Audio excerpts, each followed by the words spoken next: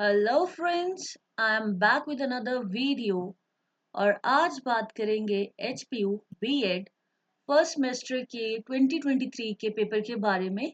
और आज हम डिस्कस करेंगे contemporary India and education subject. अगर आपको आइडिया हो कि पेपर किस तरीके का आता है तो आपको एग्ज़ाम की तैयारी करने में काफ़ी हेल्प मिलती है। और इसके अलावा मैंने बहुत से टॉपिक्स इस सब्जेक्ट के ऑलरेडी करवाए हैं। तो अगर आप चाहें तो मेरे चैनल की प्लेलिस्ट बीएड फर्स्ट सेमेस्टर में जाकर वो टॉपिक्स देख सकते हैं। और एज आप में से कुछ लोगों की शिकायत थी कि हैंड रिटन नोट्स की वजह से कभी कभी स्क्रीन उतनी ज़्यादा क्लियर नहीं होती है या उतने ज़्यादा विजिबल नहीं होते हैं नोट्स। तो आपके लिए गुड न्यूज़ है कि अब मैं थोड़ी सी टेक्नोलॉजी फ्रेंडली हो गई हूँ, तो मैं कोशिश करूँगी कि जिस भी टॉपिक्स में आपको ज़्यादा दिक्कत आती है आप कमेंट सेक्शन में मुझे बता दीजिए। मैं उनको पीपीटीज या पीडीएफ्स की हेल्प से आपको पूरा क्लियर करने की कोशिश करूँगी वो टॉपिक। तो इस सब्जेक्ट के लिए टाइम दिया जाता है आपको 3 आवर्स। मैक्सिमम मार्क्स होते हैं 80।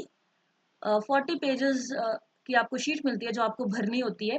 5 सेक्शंस होते हैं, सेक्शन 1 टू सेक्शन 5। सेक्शन 1 में 8 क्वेश्चंस होते हैं, हर क्वेश्चन 2 मार्क का होता है।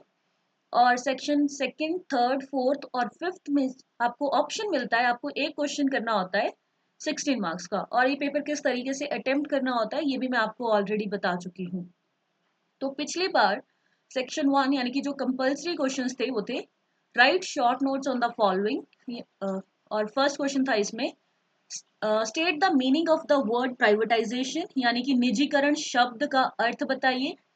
Explain the relationship between education and culture, यानी कि शिक्षा और संस्कृति के संबंध को स्पष्ट कीजिए।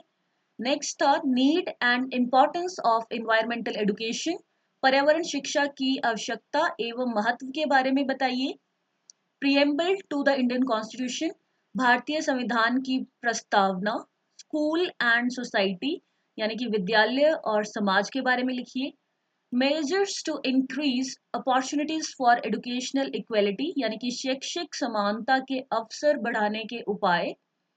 What is the importance of female education, स्त्री शिक्षा का क्या महत्व है। Explain the concept of deprived class, यानी कि वंचित वर्ग की अवधारणा को स्पष्ट कीजिए। सेक्शन 2 में जो क्वेश्चन आए थे वो इस प्रकार थे। Distinguish between fundamental rights and directive principles of state policy and critically discuss the right to freedom as enshrined in the constitution, यानी कि मौलिक अधिकारों और राज्य के नीति निर्देशक तत्वों के बीच अंतर बताइए और संविधान में दिए गए स्वतंत्रता के अधिकारों की आलोचनात्मक विवेचना कीजिए। जो ऑप्शन में क्वेश्चन आया था, क्योंकि इनमें से कोई एक आपको करना होता है, वो था what was the purpose of including the directive principles in the Indian Constitution? Are they absolutely insignificant? यानी कि भारतीय संविधान में नीति निर्देशक तत्वों का समावेश करने का क्या उद्देश्य था? क्या वे बिल्कुल ही महत्वहीन हैं? सेक्शन 3 में क्वेश्चंस आए थे।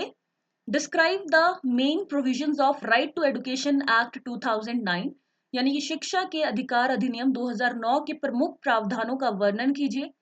और explain the historical background of the Right to Education Act 2009, describe its features, यानी कि शिक्षा का अधिकार अधिनियम 2009 की ऐतिहासिक पृष्ठभूमि को स्पष्ट करते हुए इसकी विशेषताओं का वर्णन कीजिए। हालांकि ऐसा होता है कि जो दो ऑप्शन में क्वेश्चंस आते हैं वो अलग अलग टॉपिक से होते हैं, लेकिन कुछ इंपॉर्टेंट चीजें जैसे ये सर्व शिक्षा अभियान हो गया या राइट टू एजुकेशन एक्ट हो गया, ये कुछ इंपॉर्टेंट टॉपिक्स हैं।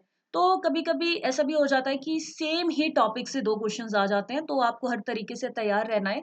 और कुछ मैंने और प्रीवियस ईयर्स भी डाले हुए हैं, तो अगर आप वो भी देख लेंगे तो आपको और ज्यादा क्लैरिटी मिल जाएगी कि किस तरीके के क्वेश्चंस आते हैं। और इस पेपर को बिल्कुल भी लाइटली नहीं लेना है, क्योंकि कंटेम्प्रेरी इंडिया हो गया और चाइल्डहुड एंड डेवलपमेंट ईयर्स, ये सब्जेक्ट जो हो गया इसमें बहुत से लोगों की सप्ली आती है। तो अच्छे से अगर आप तैयारी करेंगे तो अच्छे मार्क्स आप ले सकते हैं। सेक्शन 4 में जो क्वेश्चन आए थे अब वो देख लेते हैं। Briefly mention the major recommendations of the Kothari commission, यानी कि कोठारी आयोग की मुख्य सिफारिशों का संक्षेप में उल्लेख कीजिए। और what is meant by national education policy, into how many parts has the new education policy 1986 been divided, यानी कि राष्ट्रीय शिक्षा नीति का क्या तात्पर्य है, नई शिक्षा नीति 1986 को कितने भागों में विभाजित किया गया है?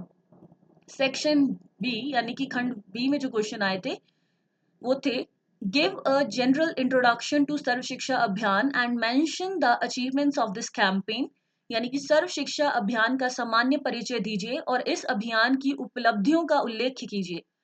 और जो दूसरा क्वेश्चन इसमें आया था, what was the impact of globalisation on Indian education, यानी कि वैश्वीकरण का भारतीय शिक्षा पर क्या प्रभाव पड़ा है। तो ये जो क्वेश्चंस थे इससे आपको आइडिया लग गया होगा कि किस तरीके का पेपर आता है। फिर भी आपको कुछ डाउट है तो आप कमेंट सेक्शन में मुझसे पूछ सकते हैं। Thank you and stay connected for more videos.